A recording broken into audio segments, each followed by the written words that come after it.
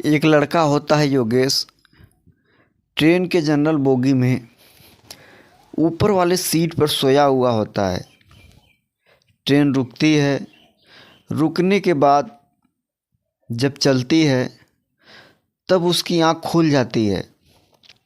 आँख खुलने के बाद जब वो देखता है तो नीचे वाली सीट पर उसकी पत्नी, जो 6 साल पहले उसकी तलाक हो चुकी है, वहीं बैठी हुई है। उसे देखकर वो देखता ही रह गया, क्योंकि जब उसकी तलाक हुई थी वह खूब तंदुरुस्त थी, लेकिन जब उसके बाद मिली उसकी शरीर सूख कर कांटा हो चुका था और एक कम पैसे वाली साड़ी पहनी हुई थी। बैठी हुई थी, थोड़ा मानो उसका कुछ खो गया हो। योगेश ने उसको देखा। अचानक उसकी भी नज़र जब योगेश पर पड़ी, वो भी देखकर खिड़की की तरफ कर लेती है।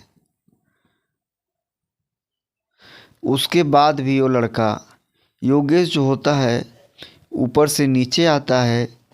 उसकी पत्नी जहाँ रागिनी बैठी होती है उसके पास एक लड़का बैठा होता है। उससे कहता है, भाई साहब आप ऊपर वाली सीट पर चले जाओ। वो लड़का मान भी जाता है और ऊपर वाले सीट पर चला जाता है। जब वो बैठता है, बैठने के बाद रागिनी से पूछता है, आप इस हालत में, आपकी दशा क्या है? क्या आप अभी तक दूसरी शादी नहीं की?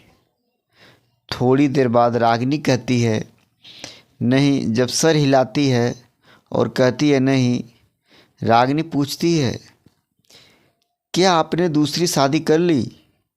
वो भी सर हिलाता है और कहता है नहीं। लेकिन थोड़ी देर के लिए दोनों मौन रहते हैं।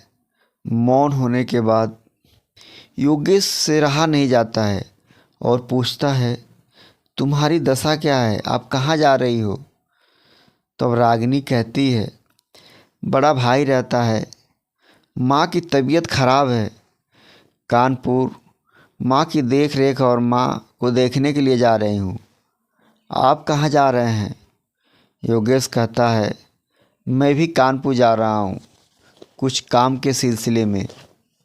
इसी बीच बातें चलती रहती हैं। तभी उन लोगों के पास एक कुल्फ़ी वाला आ जाता है। कुल्फ़ी वालों को योगेश अपने पास बुलाता है और योगेश उसे कहता है कि आप कुल्फ़ी खाओगी? पहले मना करती है, नहीं मैं नहीं कुल्फ़ी खाऊंगी। योगेश कहता है, दोस्त कुल्फ़ी खा लो, इससे क्या होता है? इससे कुछ नहीं होता है, सोच समझ करो। रागिनी कहती है, कुल्फ़ी तो खाऊंगी, लेकिन एक शर्त होगी। योगेश कहता है, क्या शर्त होगी? शर्त ये होगी कि कुल्फ़ी के पैसे हम देंगे। योगेश कहता है, कोई बात नहीं, ठीक है आप ही दे देना। 2 कुल्फ़ी लेती है। एक कुल्फ़ी अब योगेश को देती है और एक कुल्फ़ी स्वतः अपने खाने के लिए ले लेती है। कुल्फ़ी खाने के बाद चर्चाएं बढ़ जाती हैं। योगेश कहता है, काश आप पहले कितनी सुंदर थी। आपने कुछ पैसे दिए और देने के बाद रागिनी कहती है, मैंने एक प्राइवेट स्कूल में पढ़ाना शुरू कर दिया है। महीने के मुझे 10,000 रुपये मिलते हैं। मैं भी अब कमाने लगी हूँ। योगेश कहता है, तुमने बहुत बड़ी गलती की। जब हमारा और तुम्हारा तलाक हुआ था तब कलेक्टर साहब ने 30 लाख रुपए देने के लिए कहा, तब आपने पैसे नहीं लिया।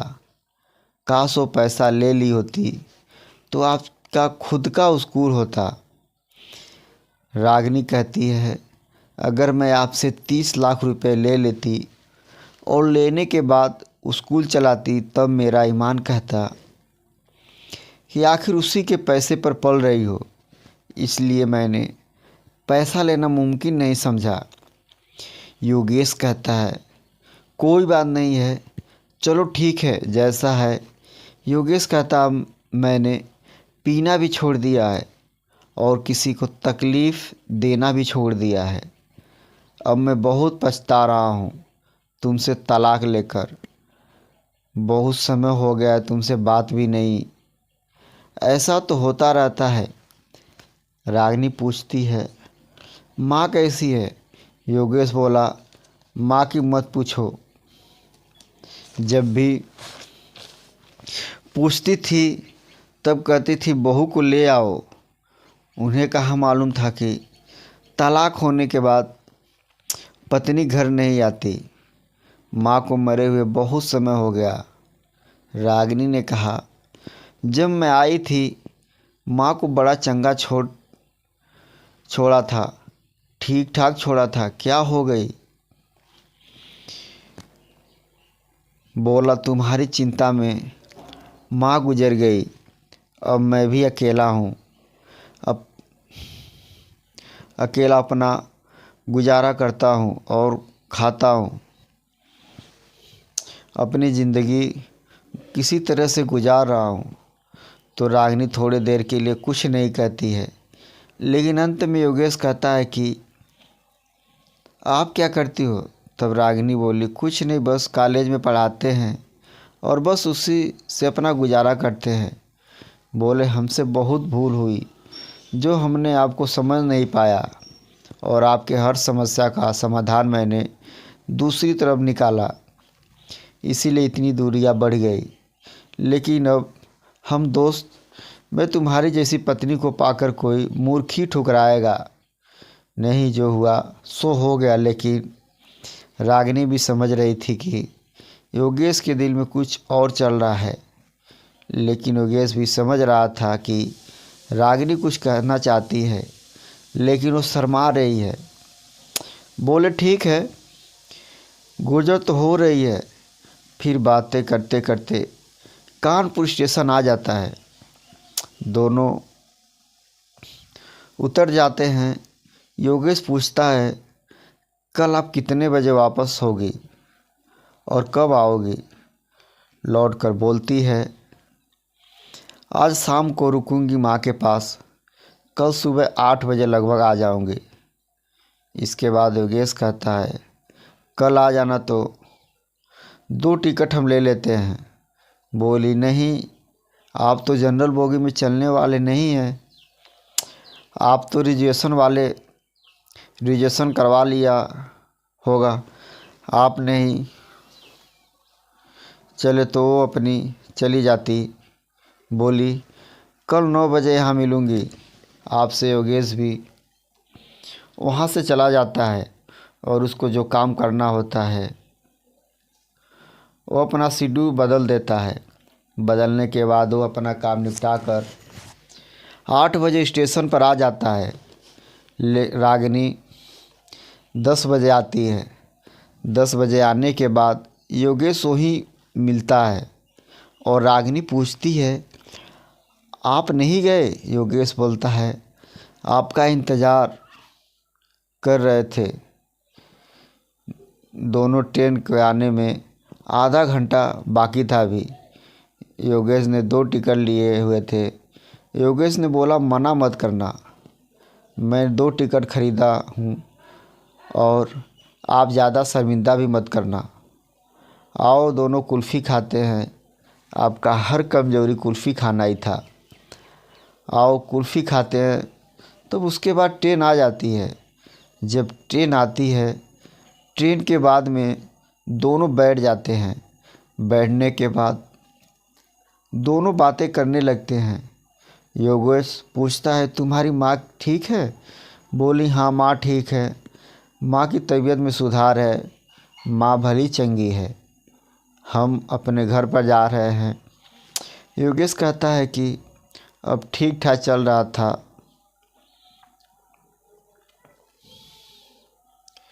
समय अब मैंने पीना भी छोड़ दिया। अब मैं किसी को परेशान करना भी नहीं चाहता। रागिनी कहती है अगर आप नहीं पीते तो ये समस्या 5 साल तक मैं आपके साथ ही रही और ये समस्या सामने नहीं आती। काश आपने मेरी एक भी बात मानी होती। बार बार मैं आपको समझा रही थी, लेकिन आप पीना नहीं छोड़ा और हमें भी परेशान करते रहते थे।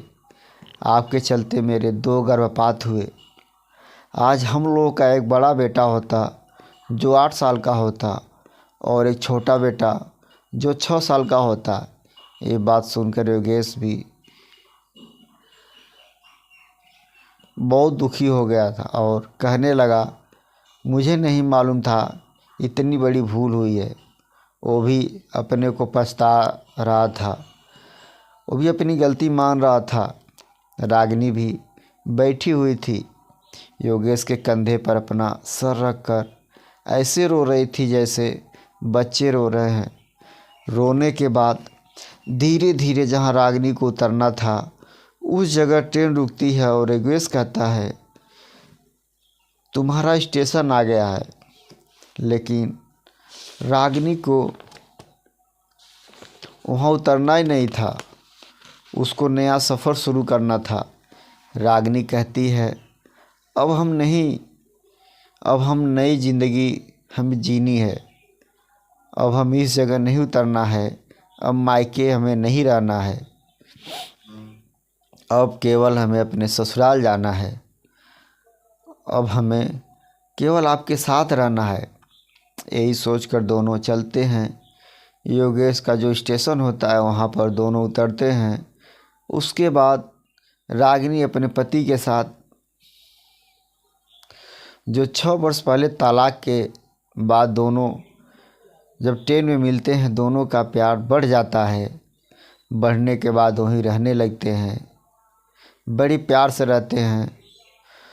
दोस्तों, कहानी कैसी लगी आपको कमेंट बॉक्स में ज़रूर बताइएगा। ये कहानी सुनाकर आप लोगों को परेशान नहीं करना था। ऐसी कहानी सुनने से परिवार में अच्छी होती है, परिवार में दूरियां नहीं बढ़ती है, सीख मिलती है।